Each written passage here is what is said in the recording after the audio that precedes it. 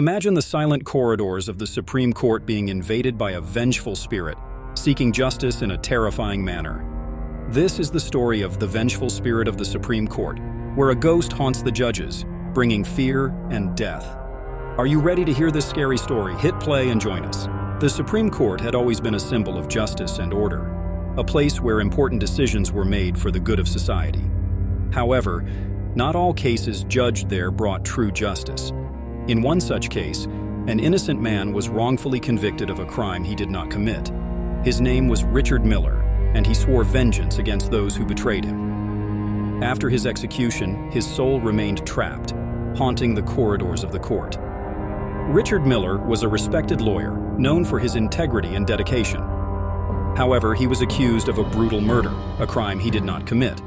Evidence was planted, and witnesses were bribed to ensure his conviction. Despite his convincing defense, Richard was sentenced to death. His last wish was for true justice to prevail, but his voice was silenced forever in that cold, impersonal court. Months after Richard's execution, strange things began happening at the Supreme Court.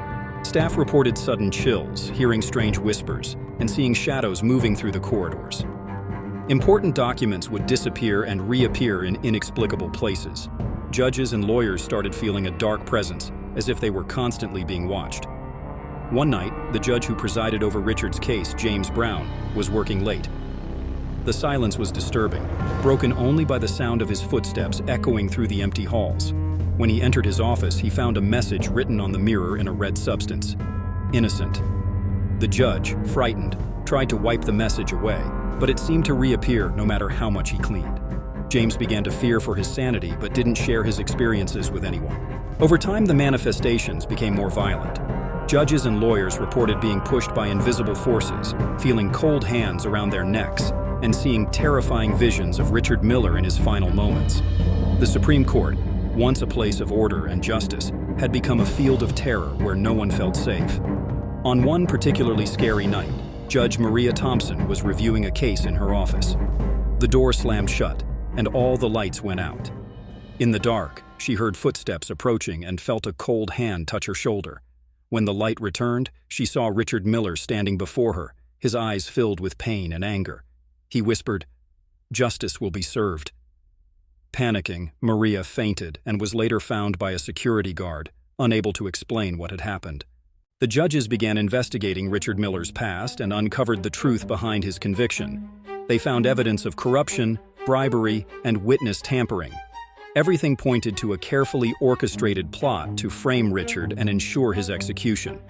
The discovery shocked everyone, but brought a sense of urgency to right the wrong that had been committed. As they tried to understand the extent of the conspiracy, the judges were confronted with visions of Richard showing how he had been wronged.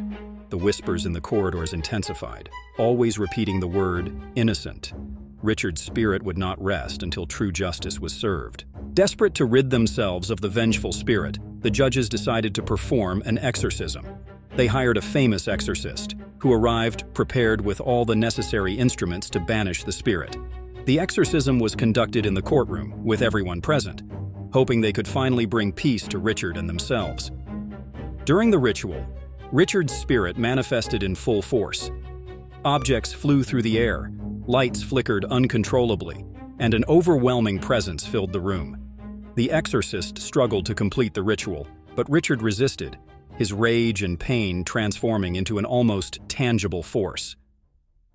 At the crucial moment, the exorcist fell to his knees, exhausted, unable to continue. It was then that a young lawyer, Peter, decided that the only way to calm Richard's spirit was to reveal the truth to the public. He gathered all the evidence of corruption and orchestrated a special trial to reopen Richard Miller's case. During the trial, the evidence was presented, and the truth about Richard's innocence was finally revealed. The Supreme Court, in front of everyone, admitted their error and publicly apologized. But the confession came too late to save Richard, and his spirit, still full of rage, did not find peace. The night after the trial, Richard's spirit appeared to Peter, thanking him for his efforts, but warning that true justice had not yet been served. The judges who conspired against Richard began to mysteriously disappear. One by one, they were found dead under horrific circumstances.